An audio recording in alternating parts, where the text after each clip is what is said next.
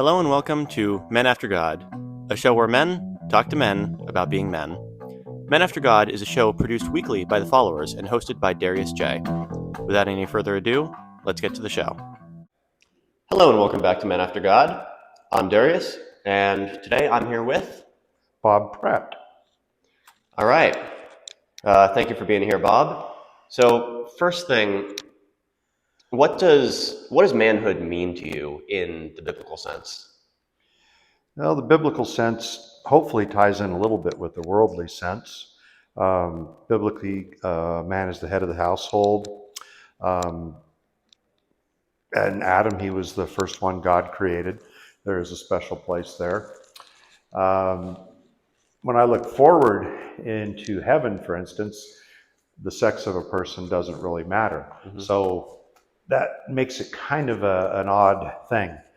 So we have certain examples that we are supposed to live to. Um, what I look to is how do I behave in the church? Right. And so for me, being a good man is a man of service. And so as you who knows me know, someone who does a lot of things for the church, and I do a lot of things for other men in the church. I think mentorship is a big part of being a man biblically, because you have other people who are going to come to you and say, I see something in you I like, and how do I get there? And if you do that your whole life, I think you'll get to a pretty good place if you follow people and good examples of people who are inspiring to you. Right. Okay. All right. So, serving and, well, also serving as an example. So what does that look like to you in like the way as you see it?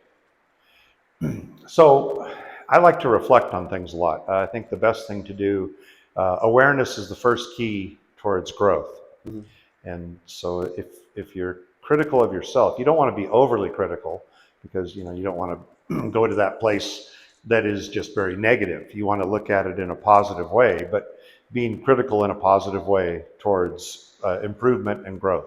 Right. And so I think that is a good way to go about things. And so if I see an area that I want to improve in, then I look to people who have what I want. In other words, if I see someone who is spiritual in a way that I want to become, then I look to them for an example, and I'll ask them how they got there. And I think by doing that, if we all do that, then I think we're on a good path. Right. Yeah, because there's two steps to growth. Seeing the problem and then fixing it. Doing something about it. Yeah. And from what I've seen, most people that you're going to encounter out there are good at one or the other. Yeah. So, how would you say, as men, as men of faith, we can learn how to do both effectively? Well, probably the biggest key would be to be willing to admit failure. Because as you mentioned, you have to see the problem. Right. So a lot of people don't like to ever expose that side of themselves. So there's a vulnerability that has to be part of your being. And it's very difficult because men are taught from a very early age by the world that you're supposed to be strong, you're supposed to be the rock, you don't cry, you don't do these various things. And it creates a very calloused individual, and really not one that you want to be. So at the end of the day, it's about expressing that vulnerability, being willing to admit your failures, and then, as you pointed out, to work on them. So I guess the part of the reflection aspect is to be willing to look at myself and to identify where I want to grow and become the man that I really eventually want to be. And it's nothing that happens overnight, because I have times when I reflect back on my day and I wish I had behaved differently in a situation. Right. But by being willing to do that, the chances of me behaving better in that situation the next time around is much better. Yeah, because I think what a lot of people don't realize is oftentimes it takes more strength to be honest than to hide it. Yeah. Because a lot of the times we hide that stuff because it's easier. Like we're pretending to, we're faking that strength, but in reality, we're just leaving ourselves weaker. Yeah. Well, and vulnerable in a bad way. Right. Because then we're vulnerable to fear and insecurity. And insecurity is probably one of the most damaging emotions that anybody can have. Right. Because it causes people to act out in ways that are the ways that you don't want to look back on your day and have reacted. And so that willingness to go to somebody even and apologize, because I've had, as you know me, I kid around a lot with people, and it's fun. But every once in a while, you strike a nerve, and you don't realize that maybe that was particularly bad for someone, and you find out about it, and then you got to go apologize. But that actually makes the relationship potentially better, because usually people are impressed that you're willing to say, oh geez, I really messed up, I'm sorry. And you actually grow from it. I've had relationships that became really good ones based on some sort of misunderstanding or something that we worked out, and then we just realized that we were good people and liked each other. Okay, so next big question. Pick one man from the Bible that you respect. What can we learn about manhood from him? Well, I gravitate towards Peter. Okay. And I just loved his passion. And sometimes it was reckless, but it was always done with Christ in mind and with the purpose in mind. So you may look at some of his actions, as anybody would who read certain things, and you go, oh my goodness, he really got out of line there, or he really stepped beyond. But it was all done for the right reason. And his passion for this newfound religion was amazing. And that's the passion I want. I want to be enthusiastic. And as someone who gets older and older and older, it probably doesn't quite fit as well, but that's still what you strive for. So that's what I appreciate about Peter, his passion. Right. Yeah. Peter was definitely headstrong and rushed into things a little bit quicker than sometimes others would have liked. Even sometimes I think a little quicker than he would have liked, looking back on it. Yes. But I really feel like his passion was, above all things, motivated by his love for Jesus. Absolutely. And that's the key, right? Is that it was for all the right reasons. Right. Yeah, absolutely. All right. So last question here. Last overall large topic. We'll see if it ends up going deeper than that. Yeah. But if you could give one piece of advice to the young men of this generation, what would it be? Well, that is an interesting one, because I meet only a few people, and I believe the generation you mean is people born this millennium. So in the workplace, I encounter people who are a little bit older. But I heard something recently that troubled me.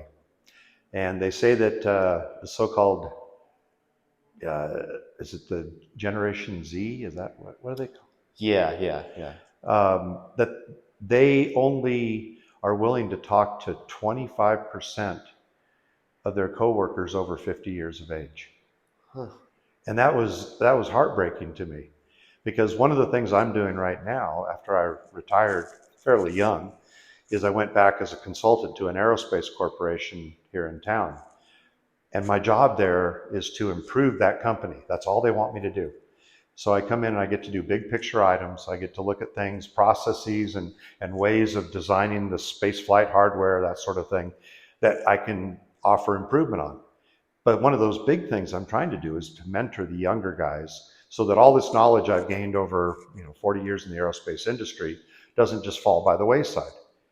And if people are unwilling to want to talk to me, then that's such a lost opportunity for mentoring younger guys. Now, I realize that some older people are blowhards and whatever you want to call them, maybe they don't have anything interesting. But sometimes it's up to you to seek something out.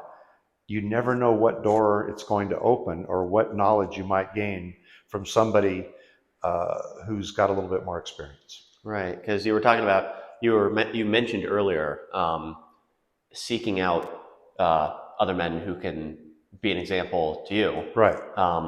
Yeah, I definitely agree that like that's something that a lot of people need nowadays is guidance. Yeah, and I think we blame a little bit of it on COVID with the fact that we all became recluses. True. And maybe that just lost some of the ability to go out and interact with other people.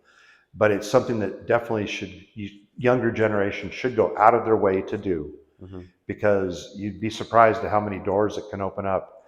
Just personally, me alone, I know so many people in San Diego in the engineering industry that if a young engineer wants to get an internship or things like that, I might actually be able to help them out. Right. And people of my age and even younger can offer those kind of things. All they need to do is find somebody who is honest, enthusiastic, and willing to take a chance and step outside their comfort zone. Right.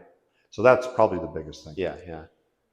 I feel like big part with COVID, I think it more gave people an excuse to seclude themselves. A lot of those feelings were probably already there. It just gave people a reason to do so. And even after the situation had calmed down, a lot of people were left feeling comfortable with that. Yeah.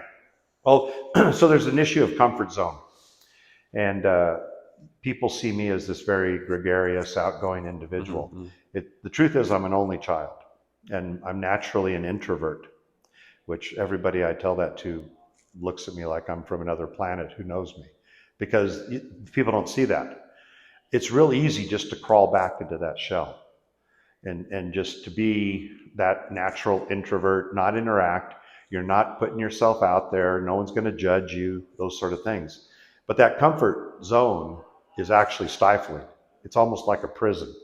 Right. And to step out beyond that, interact with other people. And then I would hope other people would be welcoming to that interaction also. So it's a two-way street. Yeah, that's part of being a society, a civilization, whatever you want to call it, of caring individuals, that we all want what's best for our fellow man. And deep down, that's what it's really about. All right. Well, thank you for joining us today. Thank you for your time. You bet. It's been an absolute pleasure. As always. Thank you. And as for you guys, thank you for listening to Men After God. We'll see you next week. Stay blessed.